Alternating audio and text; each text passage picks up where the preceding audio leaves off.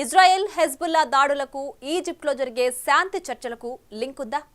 ఈ చర్చలను అడ్డుకునేందుకు కొన్ని శక్తులు ప్రయత్నిస్తున్నాయా? అందుకే ఈ దాడులు జరిగాయా? అసలు హమాస్ సంధి కుదిరే సమయంలో హెజ్బుల్లా ఎంట్రీకి రీజన్స్ ఏంటి? హౌతీలు దాడులు చేసేందుకు రెడీ అవుతున్నారా?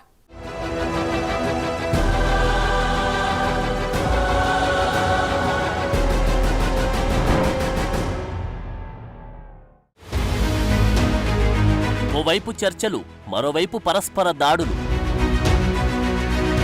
చర్చలను ఆపేందుకు కుట్ర జరుగుతుందా? మిడిల్ ఈస్ట్లో అశాంతిని సృష్టించాలంటున్నది ఎవరు?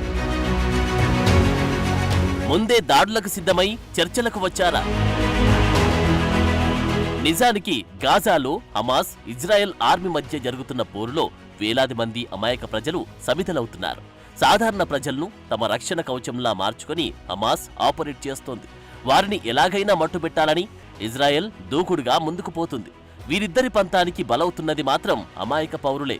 అందుకే చాలా రోజులుగా ఇరు వర్గాలు చర్చలు జరిపి కాల్పుల విరమణ ఒప్పందాన్ని కుదుర్చుకోవాలన్న డిమాండ్ వినిపిస్తోంది. నిజానికి దీనికి అనుగుణంగా అడుగులు కూడా పడ్డాయి.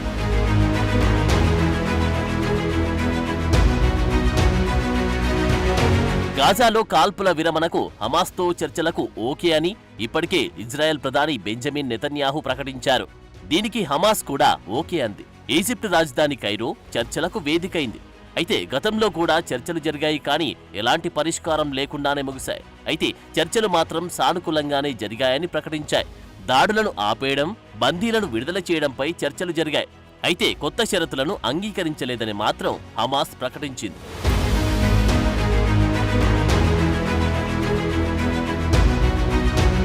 గాజా సరిహద్దుల్లో ఇజ్రాయెల్ ఆర్మీని మోహరించడం, ఖైదీల మార్పిడిపై షరతులు ఉండాలనేది ఇజ్రాయెల్ డిమాండ్స్. అయితే పూర్తిగా కాల్పుల విరమణ, ఇజ్రాయెల్ బలగాల ఉపసంహరణ, నిర్వాసితులను వెనక్కి పిలవడం, ఎలాంటి షరతులు లేకుండా ఖైదీలను మార్పిడి చేసుకోవాలన్నది హమాస్ డిమాండ్. దీనిపైనే ప్రస్తుతం కైరోలో చర్చలు జరగాల్సి ఉంది. సరిగ్గా అదే సమయంలోనే హెజ్బుల్లా, ఇజ్రాయెల్ మధ్య దాడులు మొదలయ్యాయి.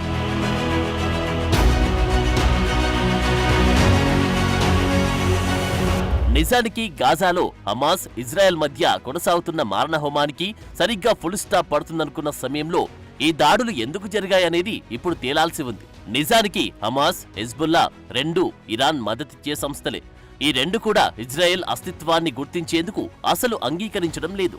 మరోవైపు ఇరాన్ గడ్డపై హనియా హత్యను ఆ దేశాధినేతలు అస్సలు జీర్ణించుకోలేకపోతున్నారు. ఇలాంటి సమయంలో శాంతి ఒప్పందం జరిగితే అది ఇజ్రాయెల్ విజయంగా భావించాల్సి వస్తుంది. అందుకే ఈ ఒప్పందాన్ని ఎలాగైనా రద్దు చేయాలనుకుంటున్నారా అనేది ఒక అనుమానం.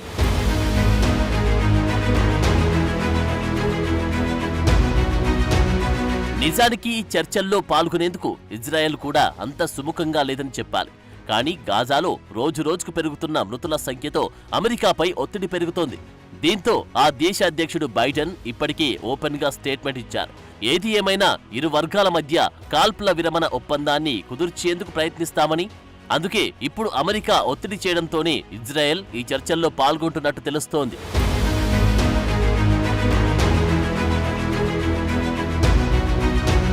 ఇజ్రాయెల్కు ఈ చర్చలు జరపడం ఎంత ఇష్టం లేదన్నది చెప్పేందుకు బెస్ట్ ఎగ్జాంపుల్ ఏంటంటే, ఈ చర్చలు జరగడానికి కొన్ని గంటల ముందే ఇజ్రాయెల్ యుద్ధ విమానాలు గాజాపై బాంబుల వర్షం కురిపించింది.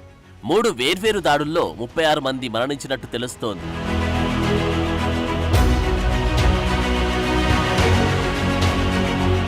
మొత్తానికైతే పరిస్థితులన్నిటిని చూస్తుంటే ఉద్రిక్తతలు పెరిగే అవకాశమే తప్ప తగ్గే అవకాశమైతే కనిపించడం లేదు. హెజ్బుల్లా రాకెట్ దాడులు చేయడంపై యెమెన్లోని హౌతీలు ప్రశంసలు కురిపించారు.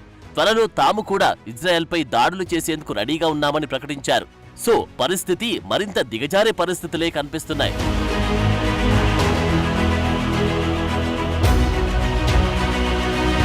ప్రస్తుతానికైతే కొన్ని ప్రశ్నలకు సమాధానమైతే దొరకడం లేదు.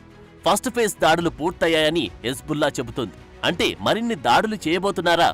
చేస్తే ఇజ్రాయెల్ ఎలా రియాక్ట్ అవుతుంది? పరిస్థితి మరింత దిగజారితే సీన్లోకి అమెరికా ఎంట్రీ ఇస్తుందా? ఇదే సమయంలో హౌతీలు కూడా దాడులకు తెగబడితే పరిస్థితి ఏంటి? ఇవన్నీ కాకుండా ముందే ఈ రెండు గ్రూపులపై ఇజ్రాయెల్ దాడులు చేస్తే పరిస్థితి ఏంటి? ప్రస్తుతం ప్రపంచ దేశాలన్నీ మిడిల్ ఈస్ట్ వైపే చూస్తున్నాయి.